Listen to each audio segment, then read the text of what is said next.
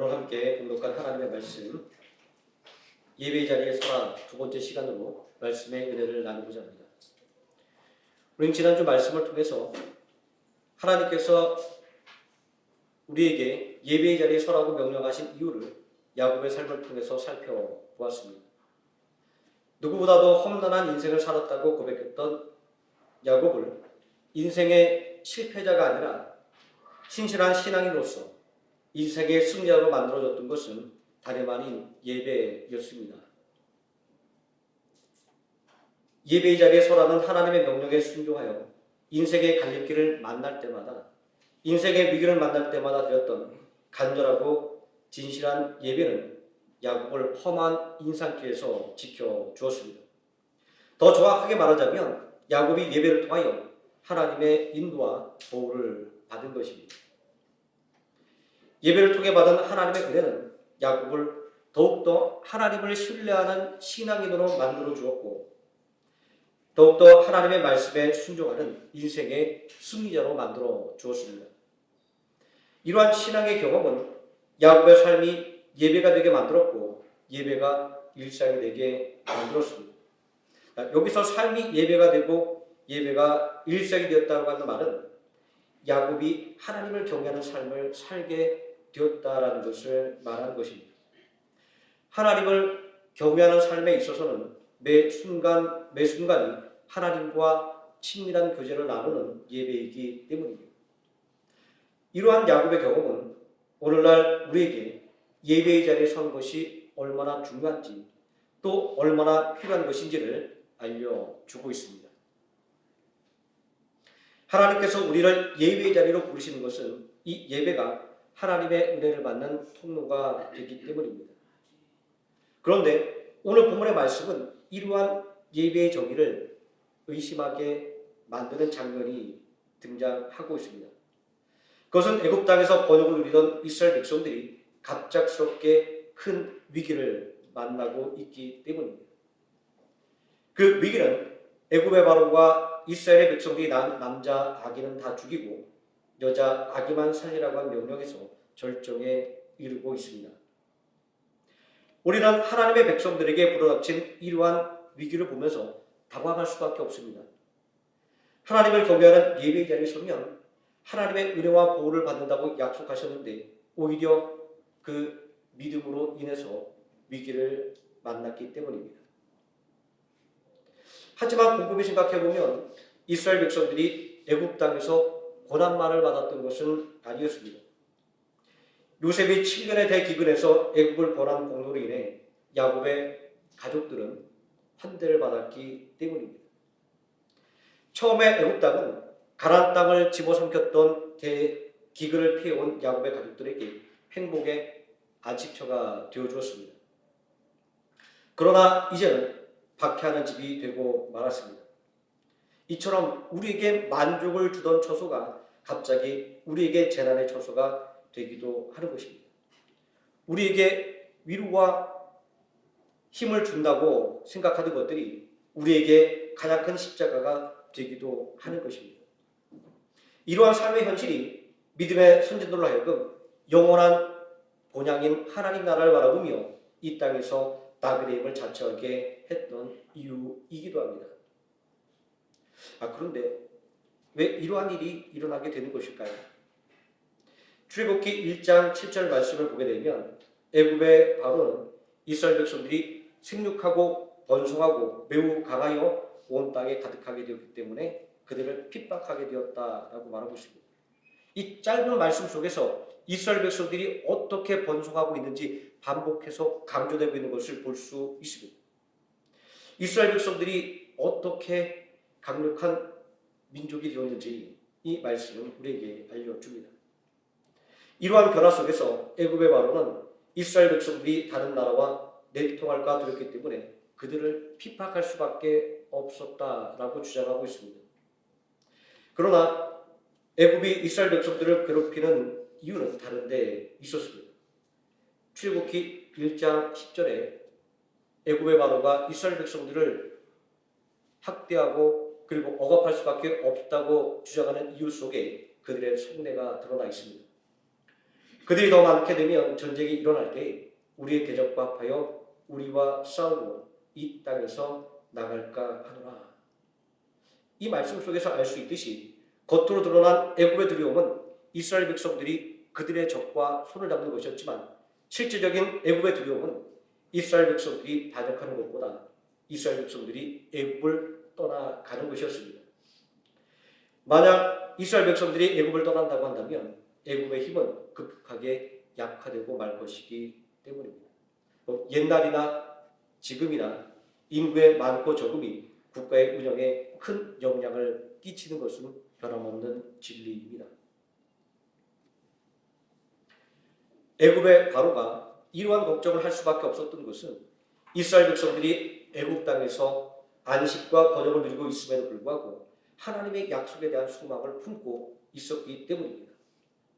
하나님께서 가나안 땅을 기업으로 주리라고 하는 그 약속이 이루어지기를 고대하고 있었다라고 하는 것은 이스라엘 백성들이 애굽의 어떠한 환대에도 불구하고 애굽을 떠날 것임을 확신하게 만드는 것이었습니다. 더구나 요셉은 이스라엘 백성들이 가나안 땅을 기업으로 받을 것을 확신하고 그때 자신의 해골을 약속의 땅으로 메고 올라갈 것을 신신당부하고 있습니다. 이러한 요셉의 태도는 약속의 땅 가나안에 대한 이스라엘 백성들의 소망이 얼마나 간절했고 확고한 것이었는가를 보여주는 것이었습니다. 만약 애굽의 걱정이 이스라엘의 배반에 있었다고 한다면 그들을 애굽 땅 바깥으로 몰아내면 되는 일이었습니다. 반대로 이스라엘 백성들이 떠나갈 것이 걱정되었다고 한다면 모압 광야에서 발람이 쾌락으로 이스라엘 백성들을 유혹했듯이 애굽의 풍요로움으로 이스라엘 백성들의 마음을 사로잡았으면 되었을 것입니다. 그런데 이스라엘 백성들을 박대하며 노예로 부렸다라고 하는 것에는 단순하게 국가적인 이익을 넘어선 영적인 이해관계가 걸려 있음을 알 수 있습니다. 애굽의 박해는 단지 육신의 억압을 넘어선 믿음에 대한 시험이었던 것입니다. 애굽의 왕과 이스라엘 백성들을 노예로 부리며 억압했던 것은 이스라엘 백성들이 하나님의 약속에 대한 소망을 포기하도록 만드는 데 있었습니다. 여기에 더하여 이스라엘의 남자 아기는 죽이고 여자 아이만 살리라고 하는 명령은 하나님의 언약 백성을 완전히 말살하려는 데 목적이 있었던 것입니다. 이것이 바로 하나님을 경외함으로 예배의 자리에 섰던 이스라엘 백성들에게 고난과 박해가 불어닥친 이유였던 것입니다. 이처럼 믿음으로 살아가는 삶에도 그리고 하나님을 경외하는 삶에도 여전히 문제가 다가오고 있는 것은 우리의 믿음을 빼앗으려고 하는 사단의 공격이 있기 때문입니다. 그래서 베드로전서 5장 8절 말씀은 근신하라 깨어라 너희 대적 마귀가 우는 사자와 같이 두루다니며 삼킬 자를 찾는다라고 경고하고 있는 것입니다. 믿음의 시험에 넘어진 사람들은 믿어도 소용이 없다라고 말합니다. 기도가 무슨 필요가 있고 예배가 무슨 필요가 있느냐고 말합니다. 오히려 믿음에 대한 열정이 시험을 일으키기 때문에 적당하게 믿어야 된다고 말하기까지도 합니다. 이렇게 낙심이 생길 정도로 예배의 자리에 고난이 다가오는 것이 바로 믿음의 현실입니다. 하지만 그럼에도 불구하고 하나님께서는 이러한 이래도 불구하고 당신의 백성과 자녀들에게 예배의 자리에 서라고 명령하시는 것은 우리의 믿음을 빼앗으려는 사단의 계획을 이겨내고 승리하는 비결은 바로 이 예배에 있기 때문입니다. 이런 이유 때문에 베드로전서 5장 9절 말씀은 너희의 믿음을 굳게 하여 저를 대적하라. 이는 세상에 있는 너희 형제들도 동일한 고난을 당하는 줄을 알미니라는 말씀으로 고난이 올수록 예배의 자리를 더욱더 굳건하게 지킬 것을 당부하고 있는 것입니다. 사단의 공격은 믿음이 없는 사람들을 향하지 않습니다. 사단의 공격은 믿음의 열정을 가진 사람들에게 가해지는 것입니다. 이렇게 볼 때 우리의 믿음은 정말로 위험한 것입니다. 애굽에서 이스라엘 백성들이 고난과 박해를 당하게 된 것을 생각해 보면 확실합니다. 이스라엘 백성들이 애굽 땅에서 고난과 박해를 당하게 된 것은 그들이 믿음이 없었기 때문이 아니었습니다. 그들이 하나님을 경외하는 자리에서 벗어난 것 때문도 아니었습니다. 이스라엘 백성들이 고난과 박해를 당하게 된 것은 그들이 하나님을 경외하는 예배의 삶을 통하여 풍성한 복을 받았기 때문입니다. 출애굽기 1장 7절 말씀은 이스라엘 백성들이 받은 복이 어떠했는가를 우리에게 알려주고 있습니다. 이스라엘 자손은 생육하고 불어나 번성하고 매우 강하여 온 땅에 가득하게 되었더라. 이스라엘 백성들이 받았던 이 복이 얼마나 놀라운지 주석가 매튜리는 이 부분의 주석에 이렇게 표현하고 있습니다. 이스라엘의 놀라운 성장을 마치 물고기와 벌레가 증식하는 것에 비유하여 설명하고 있습니다. 이러한 이스라엘 백성들의 현실은 오늘 예배의 자리에서 우리도 고난과 박해를 피해갈 수 없다는 것을 알려주는 것입니다. 믿음을 살려고 노력하며 예배의 삶을 살기를 소망할수록, 그리고 하나님께 받은 은혜가 많으면 많을수록 당면한 문제는 점점 더 커져갈 수밖에 없는 것입니다. 사단이 우리의 믿음을 빼앗으려고 호시탐탐 노리고 있기 때문입니다. 이스라엘 백성들이 번영을 누리는 것 때문에 고난과 박해를 당하게 된 것을 볼 때 이것은 확실한 일입니다. 그런데 왜 하나님께서 당신의 백성 이스라엘을 이러한 믿음의 고난과 박해 속에 방치해 두시는지 궁금해집니다. 시험 때문에 낙심해서 아주 주저앉아 버릴 수도 있는데 말입니다. 하지만 이 말씀을 살펴보면 놀라운 사실을 발견하게 됩니다. 애국 사람들이 이스라엘 백성들을 노예로 부리며 억압해도 이스라엘 백성들은 약해지지 않고 도리어 번성해 나가고 있었다는 것입니다. 고난 중에도 하나님의 인도와 보호하심이 끊이지 않았기 때문입니다.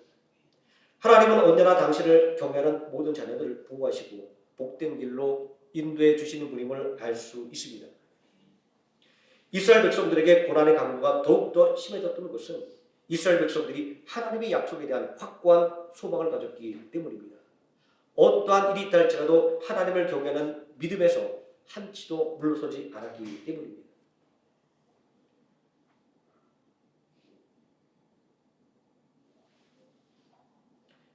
이스라엘이 가진 이러한 소망을 빼앗으려는 시도는 급기야 남자 아기를 죽이고 여자 아기만 살리라는 극단적인 방법을 사용하게 만들었습니다.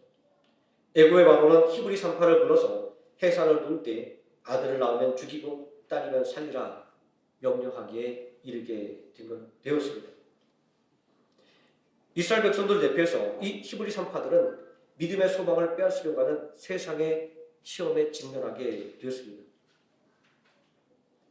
이스라엘의 남자 아기는 죽이고 여자 아이는 살리라는 바로의 명령에 자신들의 목숨을 건지려면 약속의 계승자들을 죽여야만 하는 행동으로 믿음의 소망을 버려야만 했고, 믿음의 소망을 지키려면 바로의 명령을 어기는 것이 되어서 자신의 목숨을 내놓아야만 하는 것이었기 때문입니다. 이런 면에서 히브리 산파들이 직면했던 문제는 분명히 영적이며 믿음의 문제였던 것입니다. 오늘도 우리는 이러한 영적인 믿음의 문제에 직면합니다. 우리로 하여금 예배의 자리에서 멀어지게 만드는 시험들이 얼마나 많이 있습니까? 아차하는 순간에 우리는 이러한 믿음의 시험에 걸려서 넘어지곤 합니다. 믿음의 시험은 예배의 자리를 공수하지 못한다고 한다면 절대로 이겨낼 수 없는 시험입니다. 왜냐하면 사단이 우리의 믿음을 빼앗기 위해 우는 사자처럼 삼킬 자를 찾고 있기 때문입니다. 히브리 산파들이 당했던 이 시험은 진퇴양난의 문제였습니다. 어느 편을 선택해도 크나큰 손해를 감수해야만 하는 것이었습니다. 그러나 하나님을 경외하는 예배의 삶은 그들을 시험에서 지켜주었습니다.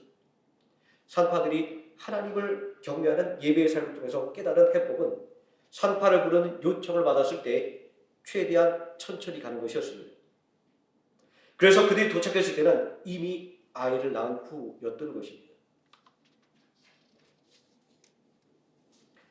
아마 히브리 사람들은 산파가 오기 전에 아이를 낳고 남자 아기면 그 아이를 숨겼을지도 모르겠습니다. 자, 어쨌든 산파들의 지우는 처신으로 말미암아 이스라엘의 남자 아기들은 목숨을 건질 수가 있었습니다. 자신의 명령이 제대로 시행되지 않는 것을 알게 된 바로는 히브리 산파들을 불러서 문책합니다. 그때 그들은 이렇게 대답합니다. 히브리 여인들은 애굽 여인과 달리 건장하여 산파가 도착하기 전에 해산하더이다.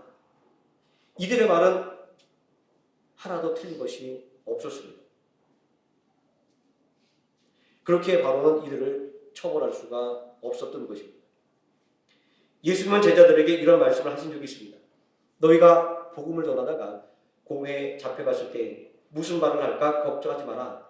성령님께서 너희에게 할 말을 알려주시리라. 자, 하나님을 경외하는 예배의 삶을 살아가는 것은 히브리 산파들이 당면했던 이 시험을 해결하는 것처럼 아주 어려운 일이지만 결코 불가능한 일도 아닌 것입니다. 믿음의 결단을 가지고 예배의 자리를 지키려는 성도에게 하나님은 언제나 피할 길을 주시는 분이기 때문입니다. 히브리 산파들이 하나님을 경외하는 예배의 자리를 지킬 때 그들은 하나님께 복을 받았습니다. 그들의 집안이 함께 복을 받았습니다. 흥왕하였더라. 오늘 말씀이 증거하지 않습니까? 그런데 흥미로운 것은 20절 말씀입니다. 하나님께서 산파들에게 은혜를 베푸셨는데 이스라엘 백성들이 복을 받았다. 이렇게 말씀하고 있기 때문입니다. 하나님이 그 산파들에게 은혜를 베푸시니 그 백성은 번성하고 매우 강해지니라. 이 말씀 속에 믿음이 가진 능력이 증거되고 있습니다.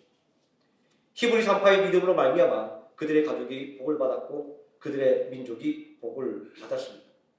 마찬가지로 오늘날 나의 믿음으로 말미암아 내 가족이 복을 받게 되고 내 믿음으로 인해 내가 다니는 직장이 복을 받게 되고 내 믿음으로 인하여 나의 기업의 모든 직원들이 복을 받게 되는 것입니다. 내 믿음으로 인하여 내 나라가 복을 받는 것입니다. 더 나아가 내 믿음으로 인하여 내가 발딛고 서 있는 바로 이 땅이 축복을 받게 되는 것입니다. 이러한 믿음의 능력이 성도로 하여금 고난과 박해를 통과하게 만들어 준 것입니다. 결국 하나님께서는 우리를 고난과 박해 속에 그냥 방치해두지 않습니다. 예배를 통하여 강화되는 믿음의 능력과 그리고 예배를 통하여 받게 되는 하나님의 관심이 오늘도 하나님께서 우리에게 예배의 자리에 서라고 명령하는 이유인 것입니다. 하나님 앞에 서는 신실한 예배는 언제나 하나님의 은혜를 받게 되는 통로입니다. 히브리 산파들이 하나님을 경외했던 그 예배의 삶이 바로 그 증거입니다. 이스라엘 백성들이 받은 번성하고 강해지는 복이 바로 그 증거인 것입니다. 우리는 여기에서 성도가 고난과 박해를 통과하게 만드시는 하나님의 의도가 어디 있는지를 확인해 볼 수 있습니다. 애굽에서의 이스라엘 백성들의 삶은 끝없는 영적인 전쟁을 벌이는 것이었습니다. 그것은 애굽 땅이 이스라엘 백성들을 애굽 땅에 주저앉히려는 바로의 계획과 그리고 약속의 땅을 기업으로 받으려고 하는 이스라엘의 소망이 정면으로 부딪히고 있는 영적인 전쟁터였기 때문입니다. 하나의 시련을 이겨내면 또 다른 시련이 다가왔습니다. 왜 이런 시련이 믿음으로 살려고 하는 성도들에게 그치지 않는 것일까요? 오늘 말씀의 본문 마지막 22절은 히브리 사람이 낳은 남자 아기는 모두 날강에 던져버리고 딸이면 살려두라는 명령으로 끝나고 있습니다. 정말 지긋지긋한 시련입니다. 그러나 우리는 성경을 통해서 이러한 믿음의 시련 속에 들어있는 하나님의 계획을 깨닫게 됩니다. 그것은 지금보다 더 큰 복을 주기 위해서 시련을 통과하게 하신다는 것입니다. 생육하고 번성하여 매우 강하여 온 땅에 가득하게 된 이스라엘 백성들에게 필요한 것은 이제 약속의 땅을 기업으로 소유하는 것이었습니다. 한 민족이 아니라 한 나라가 되는 것이었습니다. 그러니 이제 믿음의 결단 속에서 이스라엘 백성들에게 가중되는 고난과 박해는 이스라엘 백성들에게 더욱더 큰 복을 주기 위한 과정이었던 것입니다. 모든 남자 아기는 나일강에 던지라고 하는 명령은 이스라엘 백성들에게 너무나도 가혹한 시련이 되었습니다. 이 명령이 얼마나 오랫동안 시행되었는지는 알 수 없지만 모세를 담은 갈대 상자를 바로의 공주가 발견했을 때 즉시 히브리 사람의 아이라고 하는 것을 알아볼 수 있을 정도로 아주 강력하고 광범위하게 시행되었다는 것을 알 수 있습니다. 우리는 여기서 이스라엘이 당한 고난과 박해가 얼마나 큰 것이었는가도 알 수 있습니다. 자, 하지만 이스라엘 민족을 애굽 땅에 주저앉히려고 하는 이 바로의 계획은 본이와 다르게 이스라엘 백성들을 약속의 땅으로 이끌어낸 구원자를 보호하는 결과를 만들어냈습니다. 나일강에 버려진 모세는 그 일로 인해 바로의 공주의 양자가 되었습니다. 오히려 죽음의 명령에서 보호를 받았고 애굽의 왕궁에서 이스라엘 민족을 이끌어갈 역량을 키우게 되었습니다. 모든 남자 아기를 나일강에 던지라는 명령은 이스라엘 백성들을 하여금 더욱더 간절한 기도를 하게 만들었습니다. 이스라엘 백성들에 대한 박해가 더욱더 심해질 때 하나님은 이스라엘 백성들의 간절한 기도에 응답하여 이스라엘을 구원할 구원자를 준비하셨습니다. 결과적으로 애굽의 극심한 박해가 이스라엘이 애굽에서 구원을 받게 되는 계기가 되었던 것입니다. 종살이하던 애굽 땅을 떠나서 약속의 땅을 기업으로 받게 만든 것입니다. 만약에 이스라엘 백성들이 애굽 땅에서 안락한 삶만을 계속해서 누렸다고 한다면 아마 이들은 약속의 땅에 대한 소망을 잃어버렸을지도 모릅니다. 하지만 고난은 이스라엘 백성들로 하여금 약속의 땅에 대한 소망을 품게 만들었고 마침내 그 약속을 성취하게 만들었던 것입니다.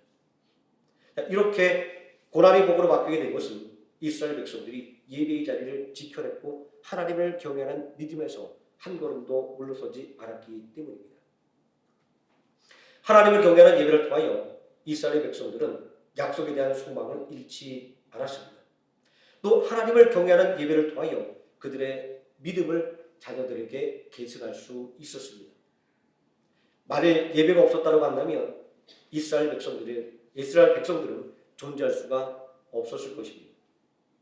이스라엘 백성들이 비록 넘어지고 깨어지긴 했지만 그들에게 이 예배가 있었기에 또 예배의 자리에 서는 결단이 있었기에 애굽의 고난과 박해를 이겨내고 약속을 성취할 수 있었던 것입니다.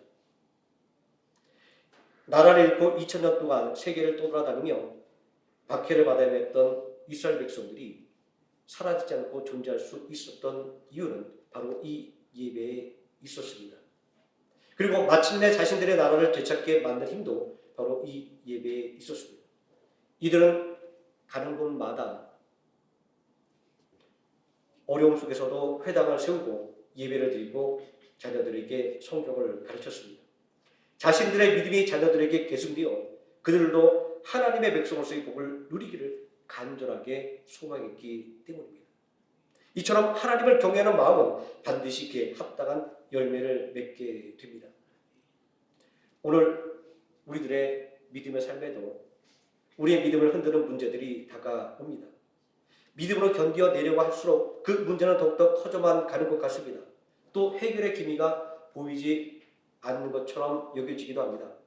그래서 어떤 경우에는 예배의 자리에 서는 것이 무의미하게 느껴지기도 합니다. 하나님의 도움이 과연 존재하는가라고 하는 의심이 들 때도 있습니다. 이것은 출애굽을 위해서 애굽 사람들에게 내려진 10가지 재앙 속에서 이스라엘 백성들이 느꼈던 감정이기도 했습니다. 애굽 땅이 심판을 받으면 받을수록 이스라엘 백성들에게 가해지는 고난은 더 심해졌습니다. 이때 이스라엘 백성들은 쓸데없는 행동을 해서 바로의 미움을 받게 만들었다고 모세와 아론을 원망했었습니다.